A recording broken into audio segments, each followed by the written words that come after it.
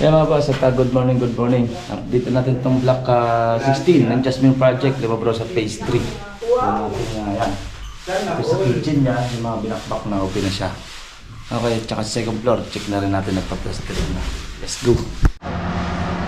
Nadali nga mo natin ito, ano? Kaya mga boss, at silipin natin itong block 16. Ayan. Silipin na natin yung tagahanapan.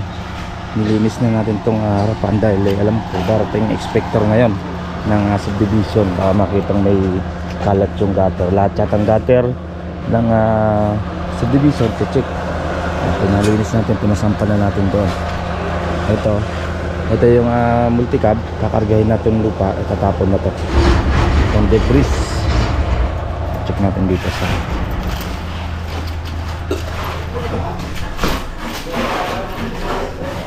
sa extension natin. Ayan, bakbak na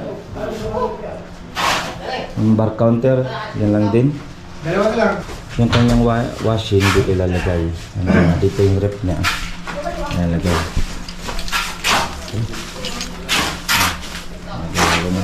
Prepare na sa lababo. Yan, lilipat na lang natin yung ating breaker dito sa cabinet para mas lumawak to. Maliit kasi yung pinto. Kumbaga yung poste, lumabas na yung poste nya. Malapad pala poste nya. Para yung breaker na yan, lipat na yan doon. Nasagad na natin dito para yung malaki yung open. Okay, lang sila.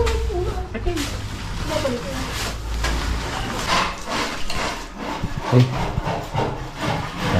Dami tayong ano pa ngayon, kalat dito. May space tayo. Check natin dito sa second floor. Dito sa second floor. Wow. Balita. Buti magandang panahon nga ano. Ito na plastering na yung kanyang CR. Tayo natin matapos at palitada na. Ito, Mark, pag napalitadahan, pwede nyo palitadahan yung tatamaan ng flashing doon sa labas na. Siguro mga size na ano. Kahit na ganito na ano, mga... Oo, tatamaan para mapapakuha natin. Pagtapos yung palitadahan, pwede natin lagyan ng bubong. Kahit spike lang mo yung sila. Oo. Medyo okay na dito.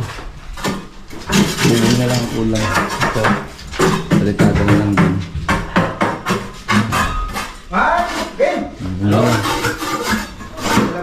Ito, pina-add na natin ito para yung gutter na tumbok na lang naman dyan. Okay, firewall na rin. Ayan, ito palitada. Yung dating bintana dito, yun yung ililipat na dito. Yan, wala na yan, close na yan. Yung isang bintana na yan. Yan na yan, liwanag na lang, habol dyan. Okay, outlet. Ito may outlet naman yan. Meron yung, ito meron din naman yan dito, natabunan lang. Okay. Yan. Ito CR, palitada naman sila. Buti na naman maganda panahon ngayon. Bubong na lang naman to. Palitada muna. Ito medyo bumaba lang konti dito yung kesame niya. Piraso lang naman. Okay. Ayun na. Then yung ilaw niyan, may ilaw din tayo dyan. Yung ilaw dito sa ano niya, labas, yun ang itatakbo natin dito.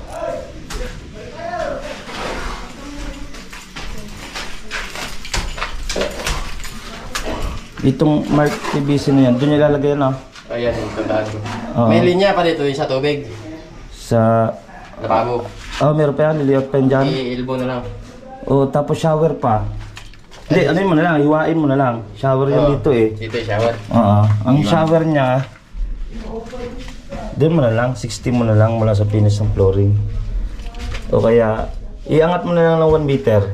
Hiwain mo lang. Hiwain lang. Tapos ito, hiwain mo mula dito sa flooring mga 20. Na? 20, hiwain mo dyan. Tapos sa takbo yun dito. Dito. Isa. Tabi niya. Tabi niya. Dito na sa kabila. Yan. Magkapantay lang naman yung dalawa na yan.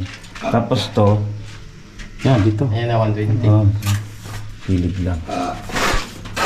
Ayun na. And then dito naman, Depression pa rin tayo sa masilya. Liliyahin na lang din naman to. Yung primer na siya. Okay? Ito yung primer to. Yan, namove na yung ano, outlet. Dito yun eh. Pinamove na lang dahil ibot ng kama daw to. Yan, isa.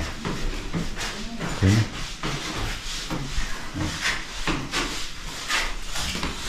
So, palitaga konti na lang naman. Okay. Pinto na lang ng CR. Nakabit natin yan.